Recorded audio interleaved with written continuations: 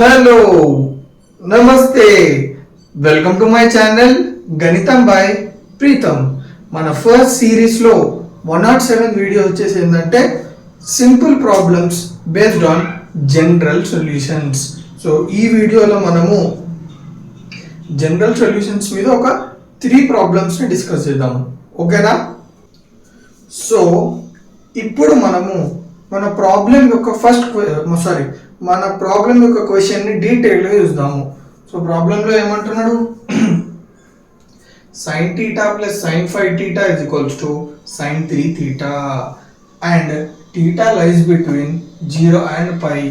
So నేను ప్రతిసారి statement చెప్తా, ఏమంటారు ఆ పర్టికులర్ ఏదైతే ఉందో ఇది చూడగానే అది ఎట్లా తెలుస్తుంది అంటే, ఇక్కడ మీకోసం 0 greater than theta అంటే theta 0 కంటే ఎక్కువ ఉంటుంది and theta less than pi అంటే 180 కంటే తక్కువ ఉంటుంది.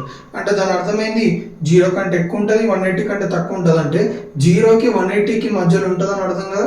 దాన్ని ఇంగ్లీష్లో theta lies between 0 and 180 అని అంటారు.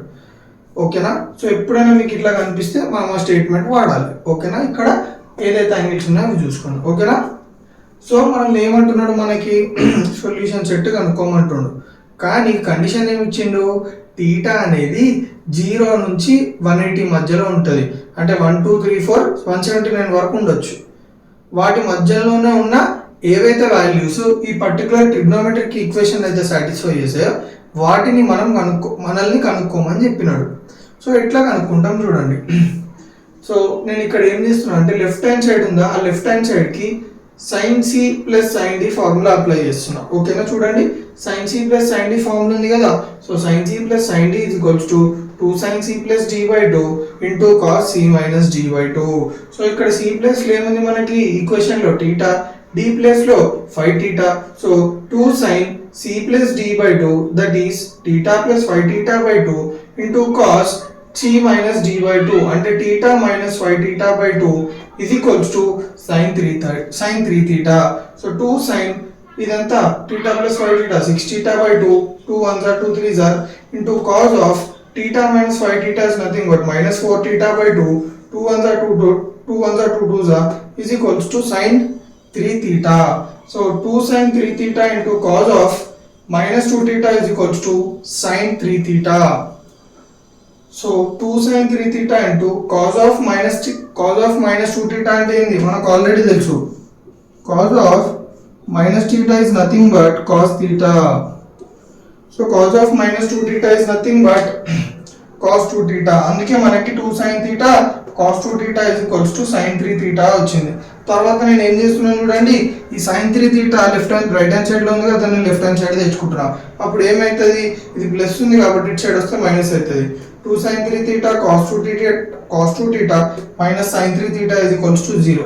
మీరు గమనించినట్టయితే ఈ టర్మ్లో sin 3 theta ఉంది కాబట్టి దాన్ని నేను కామన్ తీసిన.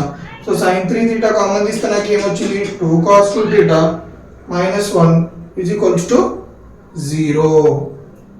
సో ఇప్పుడు మీరు గమనించినట్టయితే నేను ఒక చిన్న కాన్సెప్ట్ చెప్తాను మీకు.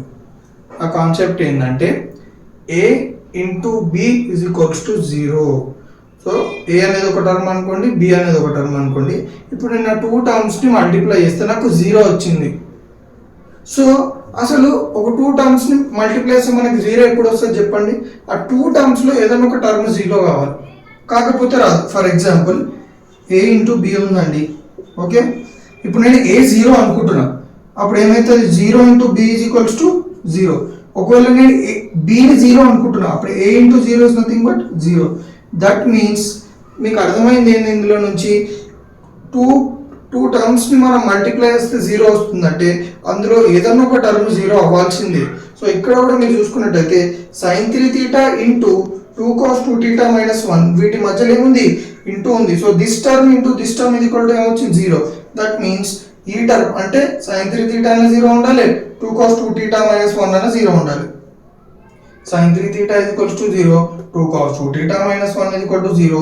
So sin 3 theta is equal to 0 అంటే మీరు గమనించండి. సో ఓకే, ఈ స్టెప్ని ఎలిమినేట్ చేసేసేయండి. So sin theta is equals to 0 ఫార్మాట్లో ఉందా లేదా? సో జనరల్గా sin 3 ఓకే నెక్స్ట్ చెప్పుకుందాం అది. So 2 cos 2 theta minus 1 is equals to 0, 2 cos 2 theta is equals to 1. Cos 2 theta is equals to 1 by 2. So cos 2 theta is equals to, మీరు గమనించినట్టయితే 1/2 నేను ఏం రాసుకున్నా, cos 60 రాసుకున్నా. నేను ఆల్రెడీ మీకు n నెంబర్ ఆఫ్ టైమ్స్ ఒకటి ఎంఫసైజ్ చేసి నేను మరీ చెప్తున్నది ఏంటంటే, మీరు ఈ ట్రిగ్నోమెట్రిక్ ఈక్వేషన్స్లో whatever method you follow ఇది సాల్వ్ చేయడానికి, మీరు సాల్వ్ చేసిన తర్వాత at last you have to get cos theta is equals to cos alpha, sin theta is equals to sin alpha, tan theta is equals to tan alpha, లేదా sin theta is equals to 0, cos theta is equals to 0, tan theta is equals to 0. మనకి general సొల్యూషన్స్కి సంబంధించిన కొన్ని formulas ఉన్నాయి, ఆ ఫార్మాట్లకు తెచ్చేసుకోవాలి. ఓకేనా? So ఇక్కడ మీరు చూసుకున్నట్టయితే ఇప్పుడు నేను cos 2 theta is equals to 1/2 ఉంది, నేను cos 2 theta is equals to cos alpha ఫార్మాట్లకు తెచ్చుకోవాలి. సో ఎట్లా తెచ్చుకుంటా, 1/2 ఎప్పుడు కాస్ ట్రిగ్నోమెట్రిక్ ఫంక్షన్ లో ఏ యాంగిల్ కి మనకి 1/2 వస్తుంది, 60. So cos 2 theta is equals to cos 60. So రెండింటిని అక్కడ రాసుకుంటున్నాను చూడండి, sin 3 theta is equals to 0, cos 2 theta is equals to cos 60 degrees.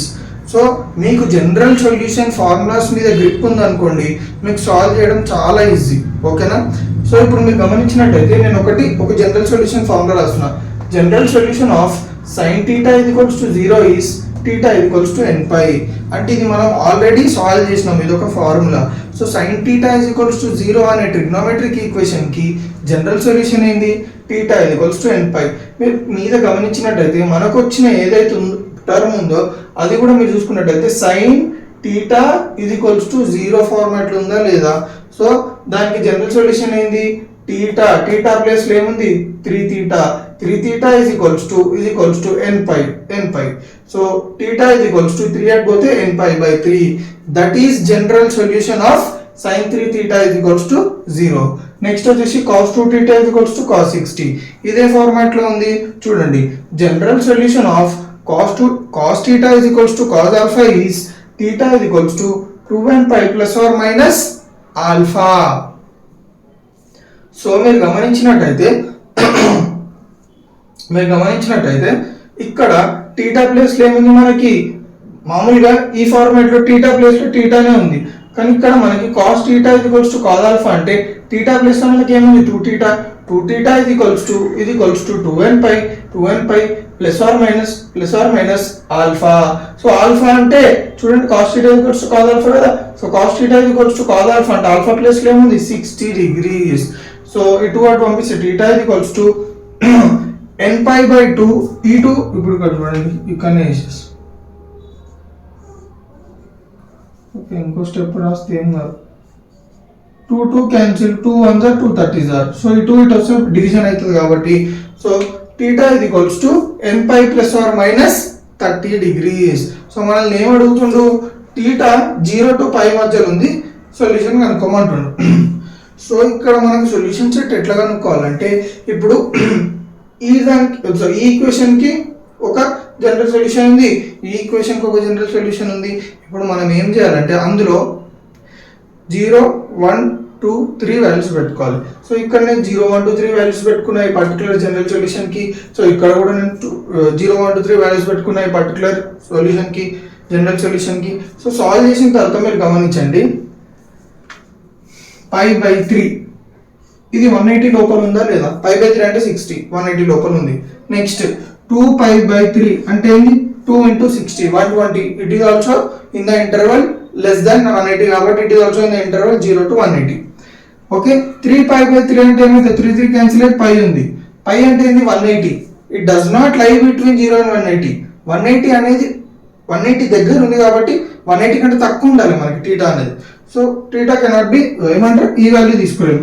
So theta next n4 ఉన్నప్పుడు 4 pi by 3 వస్తుంది, అంటే 4 into 60 is nothing but 240 which is greater than 180. So ఇది తీసుకోము. So మనకి ఏమేమి వాల్యూస్ వచ్చినాయి, pi by 3 2 pi by 3 2 values వచ్చినాయి. Next ఇప్పుడు ఈ జనరల్ ఈక్వేషన్ లో 1 2 పెడితే మనకి ఏమొచ్చింది చూడండి. ఫస్ట్ టీటా n1 పెట్టినప్పుడు 210 వచ్చింది, 150 వచ్చింది.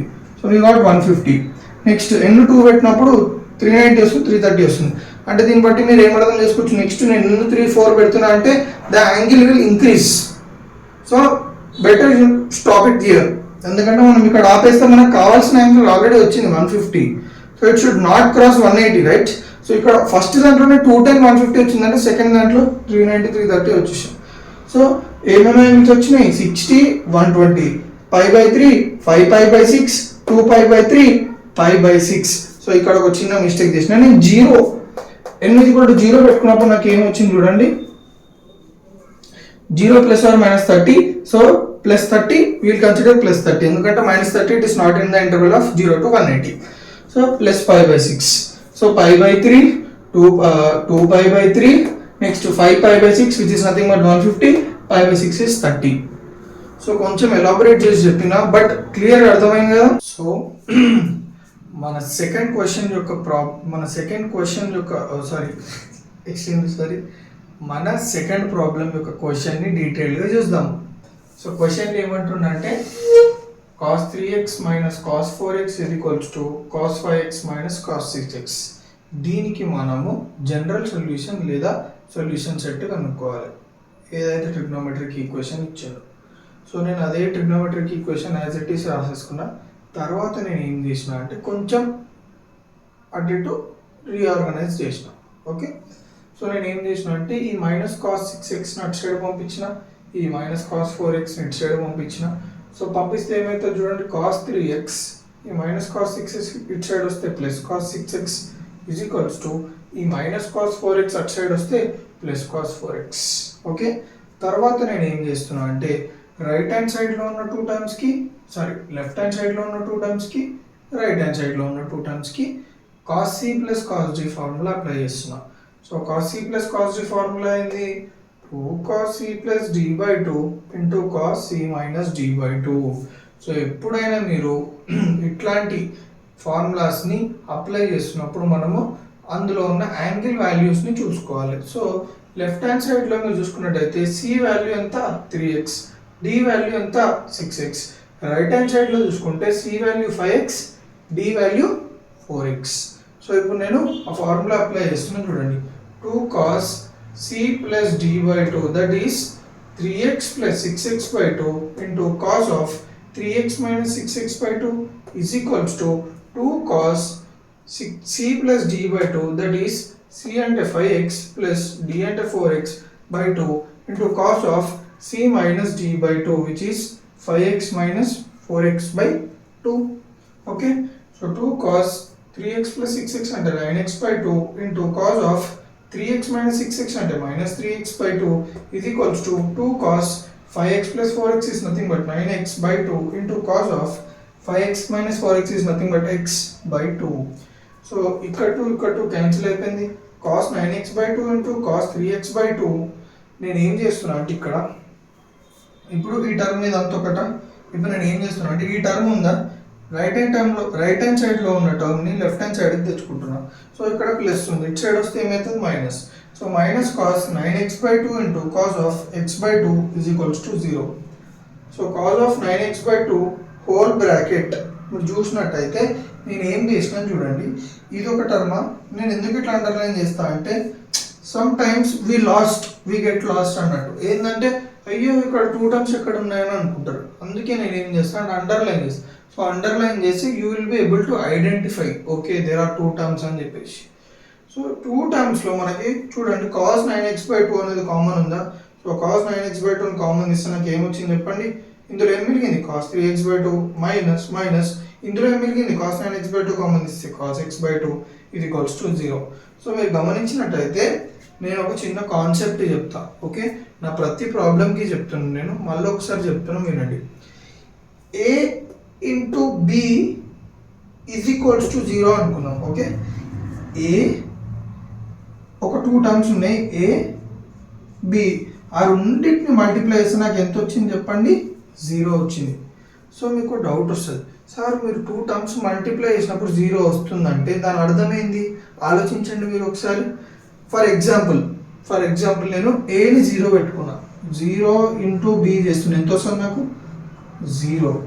నెక్స్ట్ నేను bని 0 పెట్టుకున్నా, ఎంత వస్తుంది నాకు a into 0 is nothing but 0. That means ఎప్పుడైతే నేను ఇందులో ఉన్న ఏదో ఒక టర్మ్ 0 పెట్టుకుంటే నాకు ఆన్సర్ ఎంత వచ్చింది 0. సో ఈ కండిషన్ సాటిస్ఫై కావాలంటే a ఇంటూ b 0 అనే కండిషన్ సాటిస్ఫై కావాలంటే ఐదర్ a అన్న 0 ఉండాలి b అన్న 0 ఉండాలి. సో అదే ఇక్కడ మీరు చూడండి, మీరు కాస్ 9x/2 ఏ అనుకోండి, cos of 3x/2 minus cos x/2 B అనుకోండి.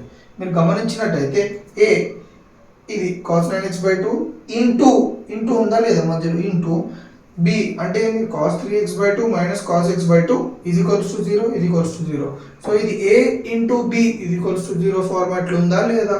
ఎస్, దట్ మీన్స్ ఏ అన్న 0 ఉండాలి లేదా బి అన్న 0 ఉండాలి. So cos of 9x/2 is equals to 0, cos of 3x/2 minus cos x/2 is equals to 0.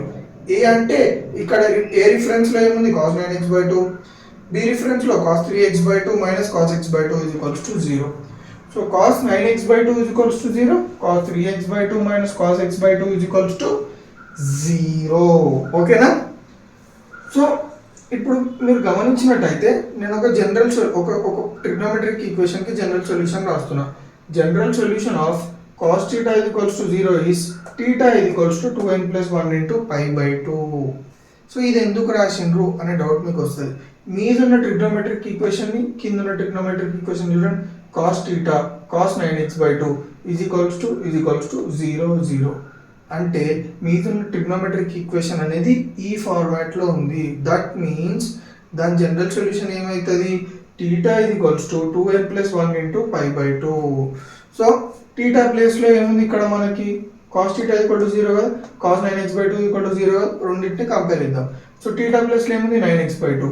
So మనం general సొల్యూషన్లో θ ప్లేస్లో ఏముంది, θ ప్లేస్లో ఏం పెట్టుకోవాలి 9x/2 is equals to 2n plus 1 into pi/2. ఓకేనా? దీన్ని అయిపోయింది. ఓకే, ఈ ఈక్వేషన్ జనరల్ సొల్యూషన్ అయిపోయింది. Next cos 3x/2 minus cos of x/2 is equals to 0. ఇప్పుడు నేను ఏం చేస్తున్నా అంటే ఈ cos x/2 అటు సైడ్ పంపించిన. So cos 3x/2 is equals to cos x/2. Okay, ఇప్పుడు నేను మళ్ళీ ఇంకొక ట్రిగ్నోమెట్రిక్ ఈక్వేషన్కి జనరల్ సొల్యూషన్ రాస్తున్నాను చూడండి. General solution of cos θ is equals to cos alpha is equals to cos θ is equals to cos alpha is θ is equals to 2n pi plus or minus alpha.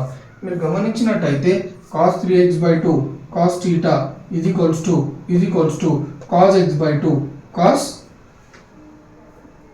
alpha. అంటే దాన్ని బట్టి మీకు ఏమర్థమైంది?